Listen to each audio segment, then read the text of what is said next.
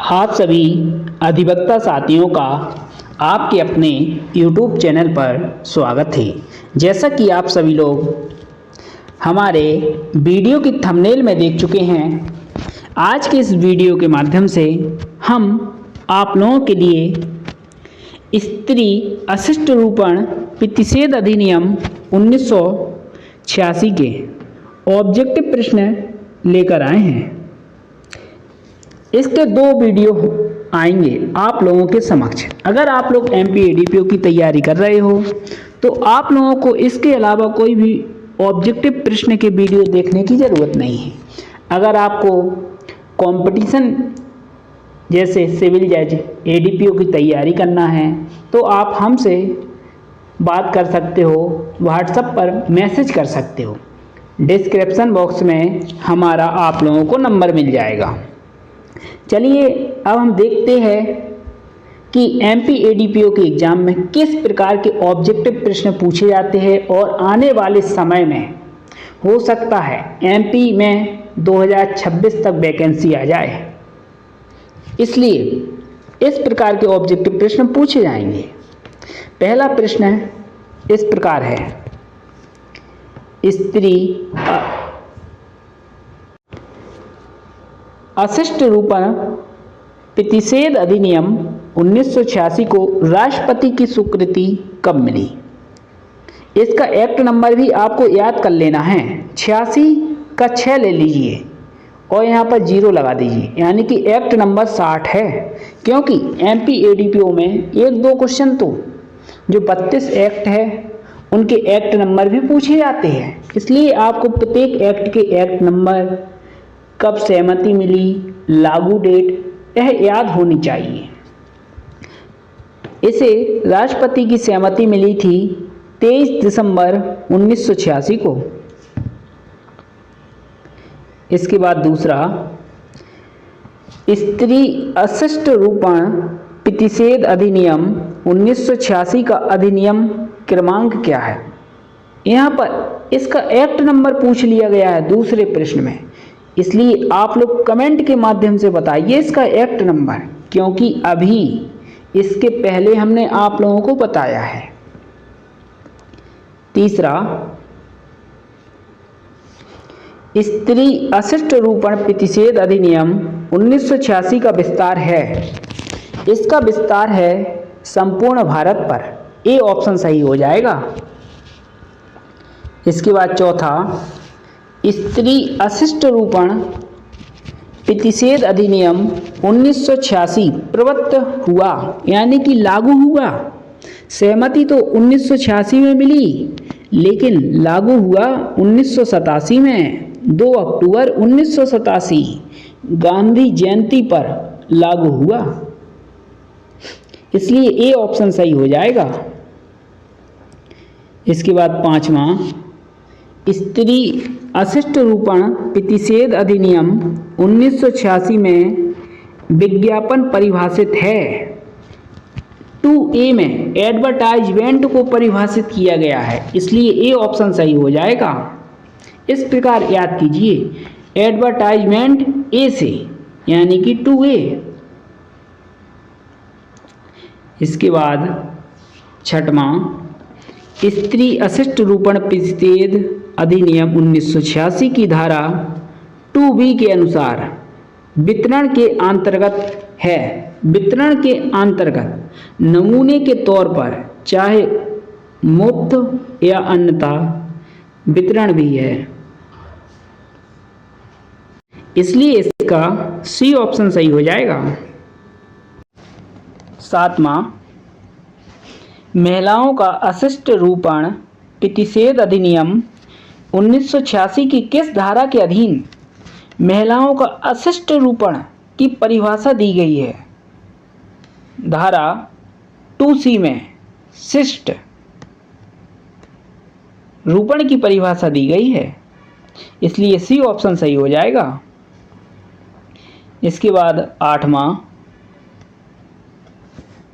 स्त्री अशिष्ट रूपण प्रतिषेध अधिनियम 1986 की धारा 2C के अनुसार स्त्री अशिष्ट रूपण से अभिप्रेत है, ए ऑप्शन, किसी स्त्री की आकृति, उसके रूप या शरीर या उसके किसी अंग का किसी ऐसी रीति से ऐसे रूप में चित्रण करना अभिप्रेत है जिसका प्रभाव अशिष्ट हो अथवा जो स्त्रियों के लिए अपमानजनक या निंदनीय हो अथवा जिससे लोक नैतिकता या नैतिक आचार के विकृत, भ्रष्ट या क्षति होने की संभावना है।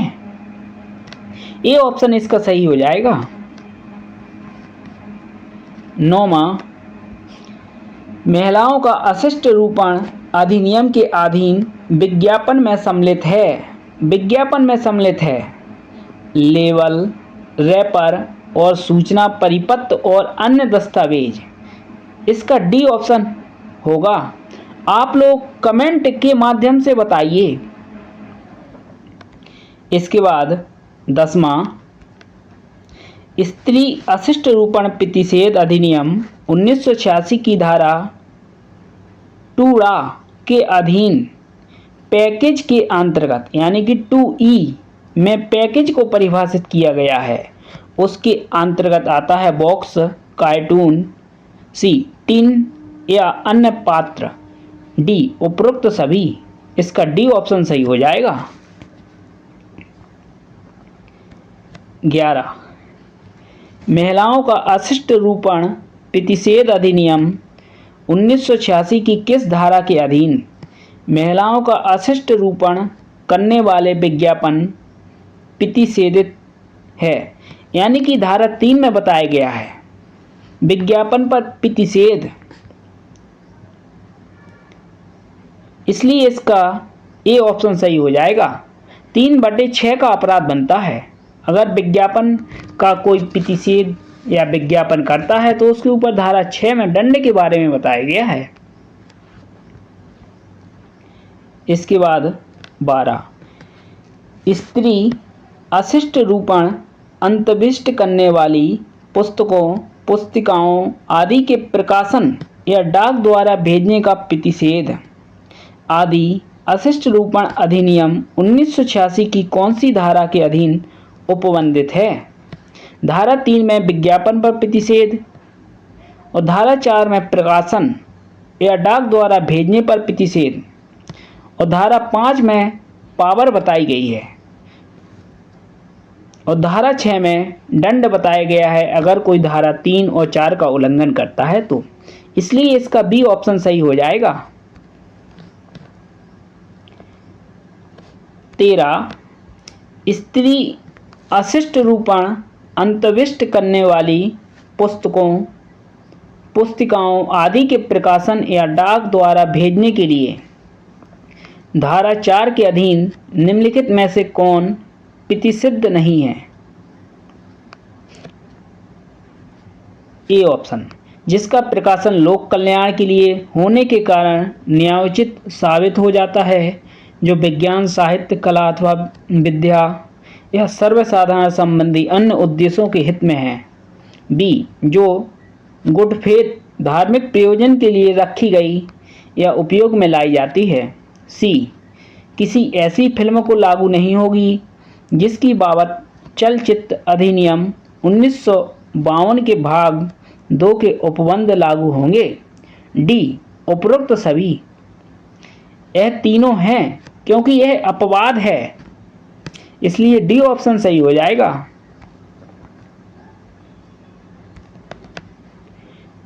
14, महिलाओं का अशिष्ट रूपण प्रतिषेध अधिनियम 1986 की किस धारा के अधीन किसी स्थान में जहां यह विश्वास करने का कारण हो कि वहां इस अधिनियम के अधीन कोई अपराध किया गया हो या किया जा रहा हो प्रवेश करने और तलाशी लेने की शक्ति उपबंधित है? धारा 5 में। इसलिए डी ऑप्शन सही हो जाएगा। धारा 3 में विज्ञापन पर प्रतिषेध है, धारा 6 में दंड बताया गया है और धारा 4 में प्रकाशन डाक द्वारा प्रतिषेध है। इसके बाद 15वां, महिलाओं का अशिष्ट रूपण अधिनियम की धारा 5 के अंतर्गत प्रवेश करने तथा तलाशी लेने की शक्ति प्राप्त है। 5 में पावर बताई गई है प्रवेश करने की, इस प्रकार याद कीजिए। राजपत्रित अधिकारी राज्य सरकार के द्वारा अधिकृत किया जाता है, उसे पावर दी गई है। जो डीएसपी रैंक का अधिकारी होता है राजपत्रित अधिकारी, इसलिए सी ऑप्शन सही हो जाएगा। 16 स्त्री अशिष्ट रूपण प्रतिषेध अधिनियम 1986 की धारा 5(1) के अधीन वारंट के बिना प्रवेश प्रतिषिद्ध है। प्राइवेट निवास गृह में वारंट के बिना वारंट के प्रवेश नहीं कर सकते, इसलिए बी ऑप्शन सही होगा। 17 जहां कोई व्यक्ति उपधारा 1 के खंड बी या खंड सी के अधीन किसी वस्तु का अभिग्रहण करता है, वहां वह यथाशीघ्र निकटतम मजिस्ट्रेट को उसकी इतला देगा और उस वस्तु की कस्टडी के संबंध में उससे आदेश प्राप्त करेगा। निकटतम मजिस्ट्रेट को जानकारी या सूचना देगा अति शीघ्र, यानी कि ये ऑप्शन इसका सही हो जाएगा। इसके बाद 18 स्त्री अशिष्ट रूपण प्रतिषेध अधिनियम 1986 की धारा 3(4) के अधीन प्रथम दोष सिद्धि पर दंड है 22+ यानी कि 2 साल तक की सजा और 2000 रुपये का जुर्माना। इसमें 6 माह तक की सजा यानी कि ये गलत है, 1 वर्ष तक की सजा बी भी गलत है, 2 वर्ष तक की हो सकेगी और जुर्माना 2000 रुपये तक का, सी बिल्कुल सही है, इसमें 3 वर्ष है। इसके बाद 19 स्त्री अशिष्ट रूपण प्रतिषेध अधिनियम 1986 की धारा 3 या धारा 4 के अधीन द्वितीय या पश्चातवर्ती दोष सिद्धि पर दंड। द्वितीय या पश्चातवर्ती पर 65+ 101 यानी कि 6 महीने से कम नहीं होगा 5 साल तक, और जुर्माना 10,000 से कम नहीं होगा 1 लाख तक हो सकेगा। इस प्रकार याद करना है 65+ 101। अब देखते हैं किस में सही है। ए ऑप्शन कारावास 6 महीने से कम नहीं होगा किंतु 3 वर्ष तक नहीं 5 वर्ष तक है, ये ऑप्शन गलत है। बी 6 माह से कम नहीं होगा किंतु जो 5 वर्ष तक हो सकेगी, और जुर्माना 10,000 रुपये से कम नहीं होगा किंतु 1 लाख रुपये तक हो सकेगा। बिल्कुल सही है बी ऑप्शन। इसके बाद 20 स्त्री अशिष्ट रूपण प्रतिषेध अधिनियम 1986 की कौन सी धारा में कंपनियों द्वारा अपराध से संबंधित उपबंध है? धारा 7 में कंपनियों द्वारा अपराध से संबंधित उपबंध है। धारा 6 में दंड बताया गया है 3 और 4 का उल्लंघन करने पर। धारा 8 में संज्ञेय जमानती है। धारा 9 में गुड फेथ यानी कि सद्भाव पूर्वक की गई कार्रवाई में संरक्षण के बारे में बताया गया है। इसके बाद 21 महिलाओं का अशिष्ट रूपण प्रतिषेध अधिनियम 1986 की किस धारा के अनुसार इस अधिनियम के अधीन अपराध संज्ञेय होंगे? धारा 8 के अंतर्गत अपराध संज्ञेय और जमानती होंगे। धारा 7 में कंपनियों द्वारा अपराध बताए गए। 9 में नहीं होने कार्रवाई क्योंकि उसने सद्भावपूर्वक कार्रवाई की है। और धारा 10 में नियम बनाने की शक्ति है सेंट्रल गवर्नमेंट को, इसलिए इसका ए ऑप्शन सही होगा। इसके बाद 22 स्त्री अशिष्ट रूपण प्रतिषेध अधिनियम 1986 के अंतर्गत अपराध है संज्ञेय एवं जमानती दोनों हैं, इसलिए डी ऑप्शन सही हो जाएगा इसका।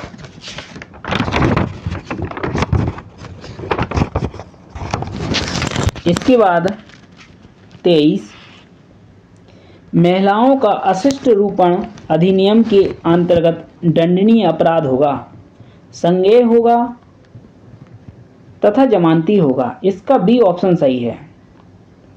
इसके बाद 24, स्त्री अशिष्ट रूपण प्रतिषेध अधिनियम 1986 में गुड फेथ में की गई कार्रवाई के लिए संरक्षण धारा 9 में परिभाषित किया गया है। नहीं होने कार्रवाई, क्योंकि उस अधिकारी ने गुड फेथ में कार्य किया था।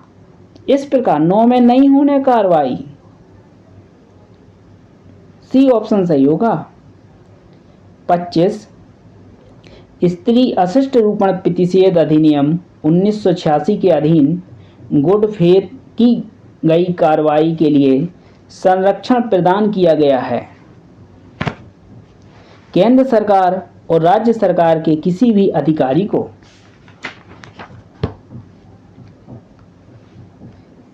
यानी कि इसका डी ऑप्शन सही हो जाएगा। उपरोक्त सभी है, केंद्र का भी है, राज्य का भी है और दोनों भी है, इसलिए डी ऑप्शन सही है।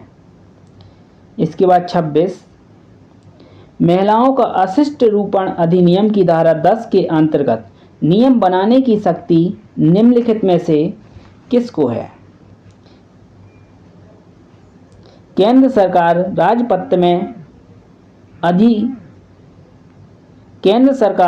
राजपत्र में अधिसूचना द्वारा नियम बना सकती है। इसका ए ऑप्शन सही हो जाएगा। इस प्रकार 26 ऑब्जेक्टिव प्रश्न बनते थे। इसके बाद एक वीडियो और आएगा जिसमें महिलाओं के अशिष्ट रूपण से संबंधित ऑब्जेक्टिव प्रश्न होंगे। अगर आपको वीडियो अच्छा लगे तो शेयर कर दीजिए। अगर कोई मेरी आपको हेल्प की ज़रूरत है तो आप मेरे व्हाट्सएप पर मैसेज कर दीजिए। धन्यवाद।